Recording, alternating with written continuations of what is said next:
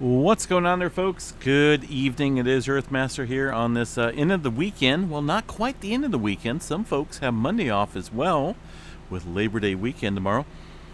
Labor Day tomorrow, I should say. It is September 5th, 2021, about 10:33 p.m. West Coast time here in California. The latest quake on the globe is a 3.4 earthquake striking around the earthquake country of Texas. Seen a little bit of uptick in activity over the last couple hours in this region, and in fact a little bit of earthquake activity all along the North American plate and also down into parts of looks like Mexico as well, seeing a little bit of uptick in earthquake activity. Let's go ahead and check out some latest information here on the USGS map. See if I can get that up here. A lot of folks ask me why I use the USGS map. Well, I could use USGS or the EMSC model or GeoNet, whatever I want to.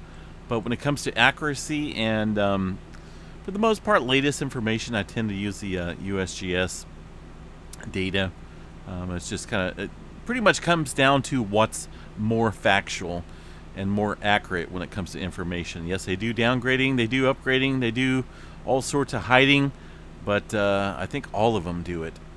There is some of the earthquake activity taking place here within the last hour or so.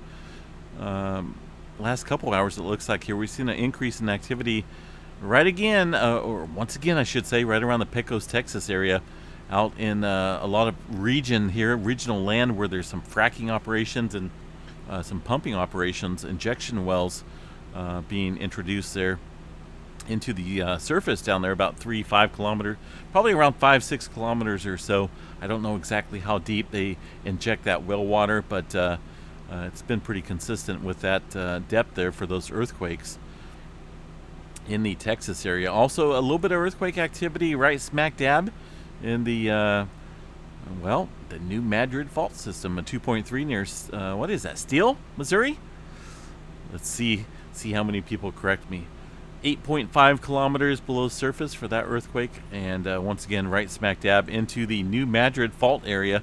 This is a major seismic hazard area in the United States. No doubt a significant player when it comes to creating, well, quite a bit of destruction if that were to happen again in this day and age.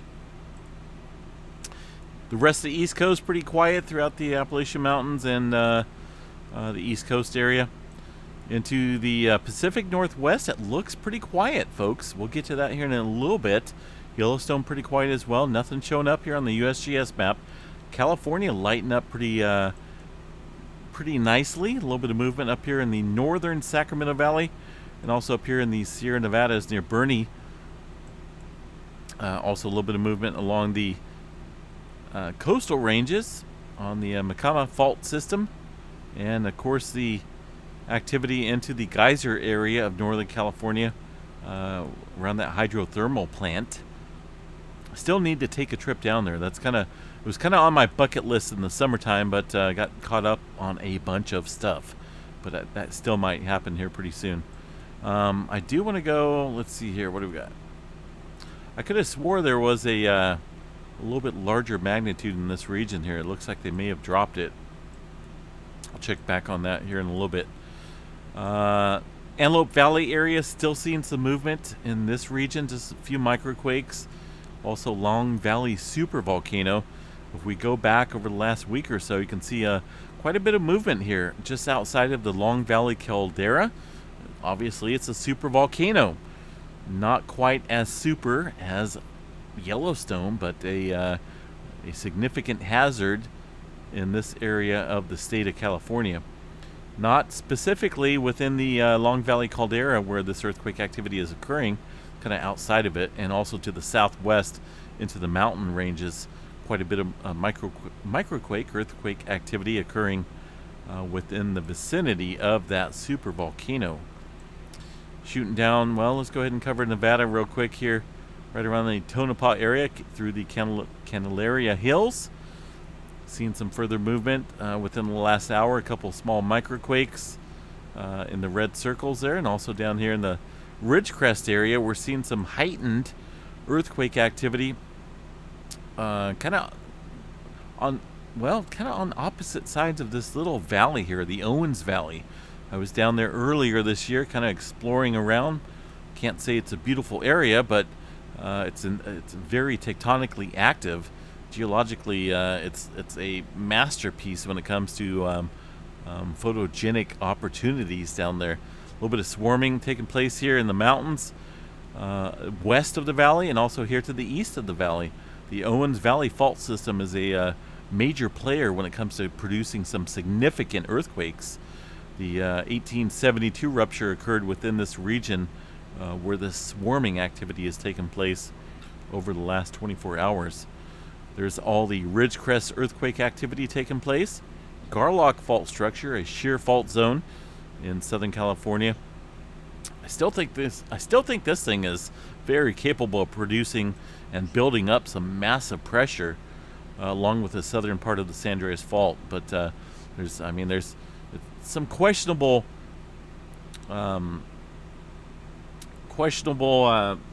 what's the word I'm looking for? Scientific proof of producing big ones on this. But I see it. I see the possibility with all the movement going on around it, and in relation to the North American and Pacific plate, this thing has got to be building up some pretty good stress in this region. What else we got here, folks? Let me go down. Let me go back over here to the 2.5 and above. I know there were some larger quakes. Well, I shouldn't say larger, but there was a 3. Well, there's a 2.6. There was a 3.3. So that was in the Owens Valley fault system, at least to the west of there, near Coso Junction. A lot of volcanic activity in the past taking place here as well. Some of this earthquake activity relatively shallow in this region here. Let's go ahead and see what we got for the satellite imagery. I know when I was down here, there was quite a bit of some awesome photos of volcanic domes and mounds. You can see them all throughout the landscape if you're in the air, and no doubt you can see all these buttes and domes into the Google Maps here within this vicinity. Over here to the west, where that activity is taking place, still all shallow, very shallow earthquake activity in this region. So definitely something to keep an eye on. I'm not ruling out volcanic activity at the moment. Let's see, what else we got here in Southern Cal. Scooting down south here, a little earthquake out here along the Yucca Valley area. Homestead Valley fault system. This is a little cracked area in the surface out here. It's pretty extensive, pretty lengthy. But just a little small microquake in that region. Some movement along the San Jacinto Fault area. Salton Sea looking pretty quiet and dead, like always, or at least for now anyway, I should say. Let's move up to Alaska. I know Canada, a lot of people are asking about Canada. How come there's no action in Canada? Well, there is, but the USGS not reporting it. I may include this into the updates with the Canadian earthquake website. We'll see how that goes. There's just not a whole lot going on up there right now.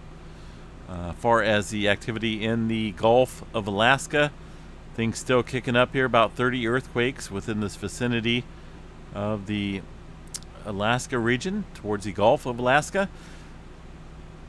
Things kind of calming down, at least within the last hour or so, but still kind of watching this region for more swarming. The Aleutian Trench down through the Kamchatka Trench area down through Japan, relatively quiet.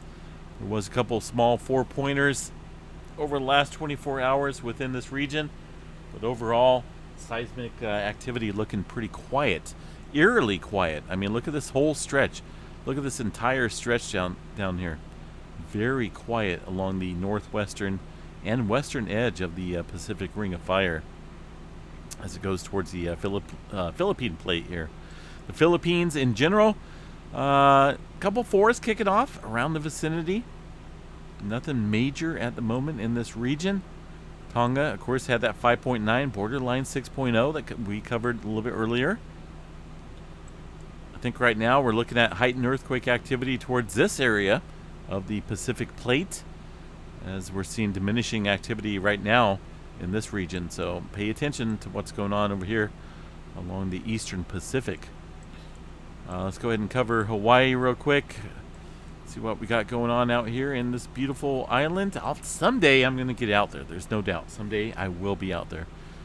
It's been on my list for quite a while. Kilauea volcano, some scattered earthquake activity around the crater.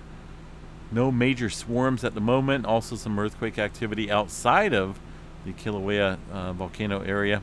Mauna Loa looking pretty quiet. Southeast flank active as usual. And the Lohi Seamount in the ocean out there, or under the ocean, I should say, pretty quiet for right now.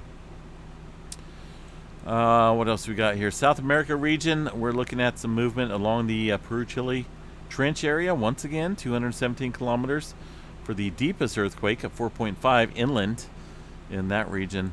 A couple other smaller and shallower quakes towards the surface area of the Peru-Chile Trench. And also movement down here along the South American, or the South Sandwich Trench area. Seen some 4s, and it looks like a 5.6 kicking off way earlier today in that region. Yellowstone National Park, a little bit of movement taking place, not being reported by the USGS within the last couple hours or so. Northwest corner of the park shows the activity taking place here with a distinct localized earthquake, probably below 1.5 in the magnitude department, as well as that one. A couple other smaller quakes well below 1.0 taking place within this region of Yellowstone National Park.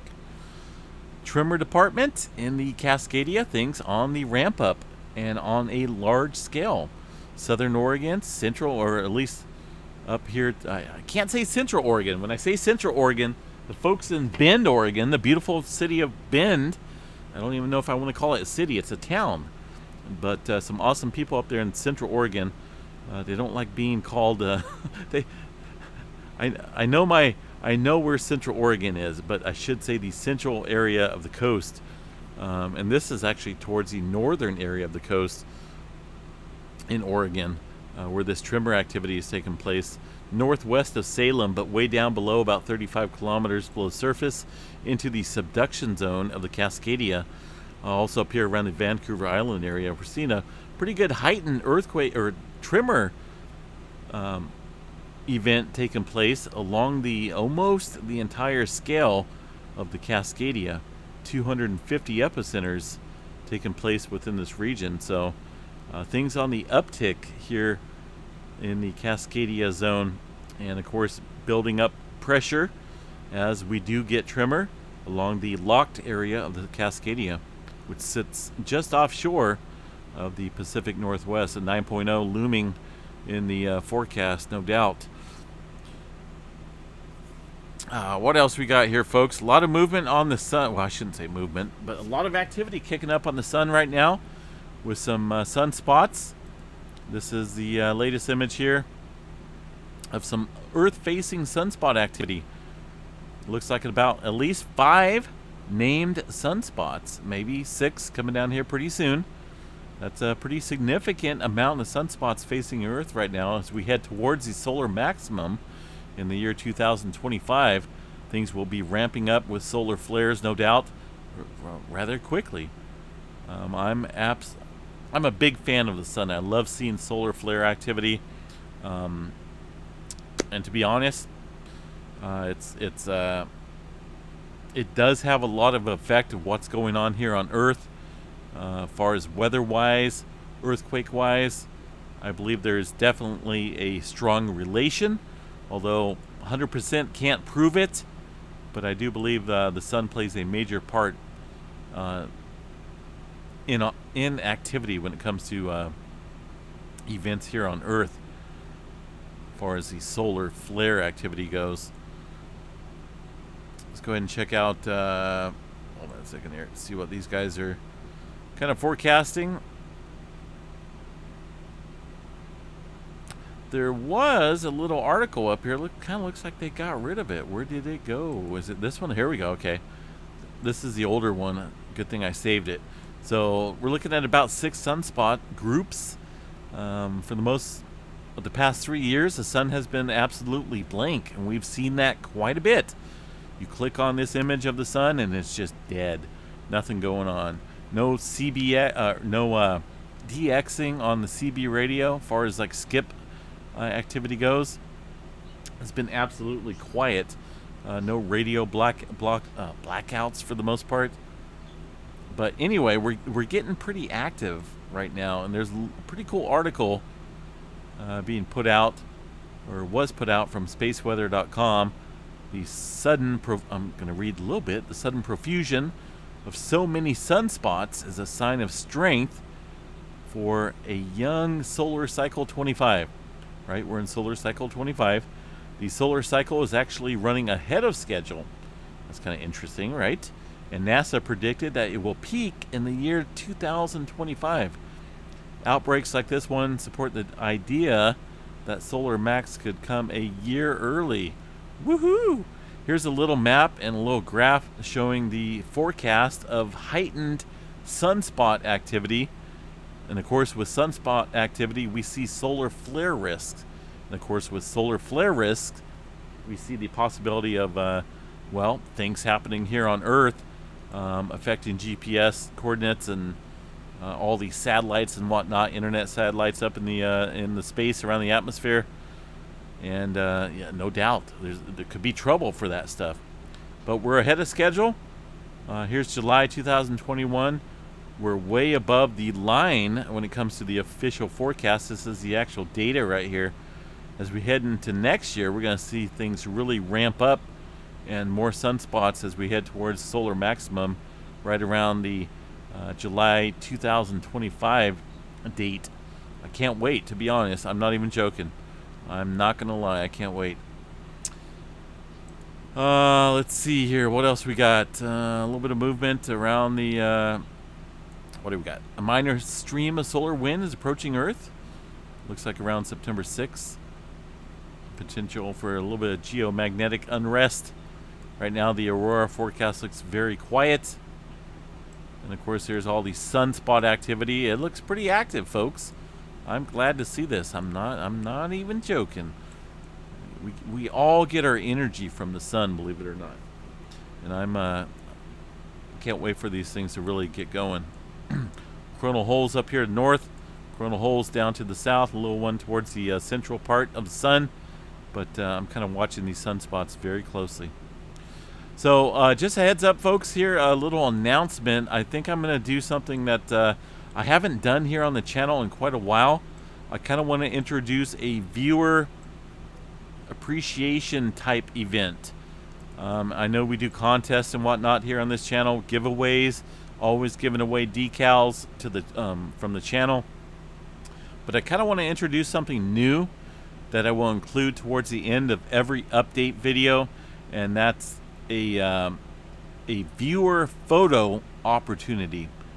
So basically what I would like to see happen is you, the viewers, the watchers out there, the subscribers, whoever, if you would like to share a photo onto this channel, which would be included in an update video, that's kind of what I'm asking for folks to do. If you would like to have your photo or video broadcasted here on the YouTube channel, updated videos, whether it's weather, earthquake related, strange events, maybe some weird stuff in the sky that you see. It's got to be legit, folks. I'm very observant when it comes to stuff that may be altered or CGI type stuff.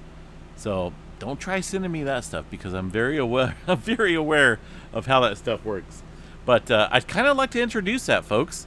I think it'd be really cool for everyone to participate, and I will show various photos and whatnot from the viewers here of events that they may see in the sky or where they live. Whether it's say you got a beautiful garden you want to show off, you want to see it up here on the channel in an update video, send it in. So Listen to this, folks. This is my email. A lot of folks know it. It's earthmastermail@gmail.com. I will include this in the description below after this update video. And I think it'd be really cool. I can't wait. I'm actually kind of excited to include this into the update video film. So, yeah, definitely. I can't wait. I can't wait to see what you guys will send to me. But it's got to be legit. Even if it's like some close-ups of some beautiful flowers or some ants, you know? Say the ants are kind of getting into the sugar. I don't know. Whatever you guys want to send me, I'll be okay with. And we'll show those on the update video nightly. So, earthmastermail@gmail.com for your photo or video opportunity to be broadcasted here on this channel. Of course, anything that will be sent and broadcasted here on this channel will be copyright free. So basically you're giving away your rights to your photo when you send it here to my email. Let's see, what else we got going on, folks? I think that's about it.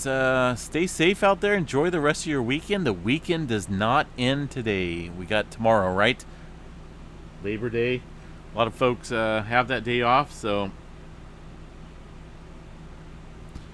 have a good night, folks. We will chat you later, and can't wait to see what you guys send me. Peace out.